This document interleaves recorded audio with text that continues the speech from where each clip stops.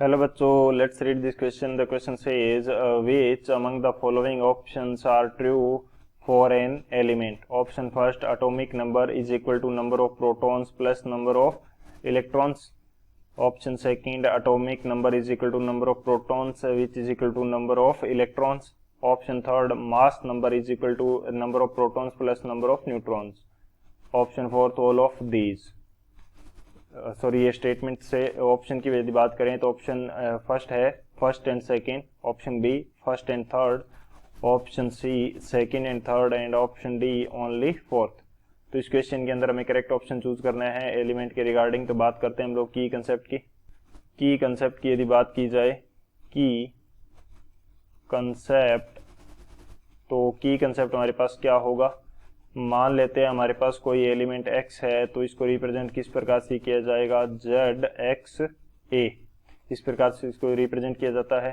तो Z जो है ये हमारे पास क्या है, ये हमारे पास रहता है एटॉमिक नंबर, और एटॉमिक नंबर Z जो किसको शो करता है, ये करता है नंबर ऑफ प्रोटॉन्स को, नंबर ऑफ प्रोटॉन्स. और यदि हमारे पास न्यूट्रल कंडीशन है तो ये नंबर ऑफ प्रोटॉन्स किसके इक्वल होता है, एलिमेंट बेसिकली हमारा न्यूट्रल कंडीशन के अंदर ही होगा, और जो आयंस होते हैं वो न्यूट्रल नहीं होते. तो नंबर ऑफ प्रोटॉन्स और ये इक्वल होगा नंबर ऑफ इलेक्ट्रॉन्स के भी. तो ये तो हो गया Z का यानी कि एटॉमिक नंबर का. अब ये जो A हमारे पास है ये क्या रहता है, ये होता है मास नंबर. मास नंबर क्या होता है कि मास नंबर इक्वल होगा नंबर ऑफ प्रोटॉन्स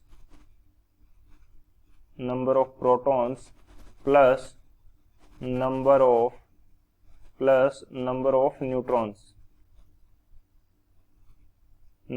न्यूट्रॉन्स के ये इक्वल होगा, number of protons plus number of neutrons के इक्वल होगा मास नंबर. तो ये हमारा मेन की कंसेप्ट होगा. इस की कंसेप्ट के अकॉर्डिंग हम इस क्वेश्चन को सॉल्व करते हैं.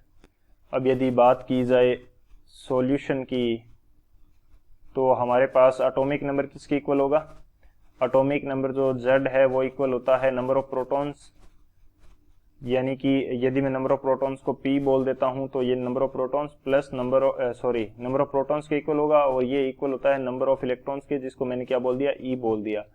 या बेसिकली हम कह सकते हैं कि जो हमारा फर्स्ट की कंसेप्ट है उसके अंदर हमने Z के बारे में बात की थी, तो वो क्या था, number of protons and number of electrons. So first statement हमारा क्या है, इनकरेक्ट है.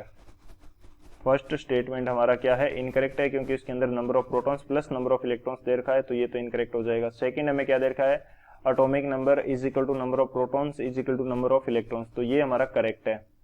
सेकंड स्टेटमेंट हमारा क्या है, करेक्ट है. थर्ड स्टेटमेंट जो है वो हमें क्या दे रखा है, mass number is equal to number of protons plus number of neutrons, तो ये भी हमारा करेक्ट है. ये हमने डिस्कस किया था कि number of protons plus number of neutrons के इक्वल होगा, तो थर्ड भी हमारा क्या है, करेक्ट है. फोर्थ जो है ऑल ऑफ दिस नहीं हो सकता, क्योंकि फर्स्ट हमारा इनकरेक्ट हो गया है. सो हमारा करेक्ट ऑप्शन कौन सा हो जाएगा, जो ऑप्शन सी है सेकंड एंड थर्ड, अब वो हमारा करेक्ट हो जाएगा. So option C is the final answer. I hope you understood it well. Best of luck. Thank you.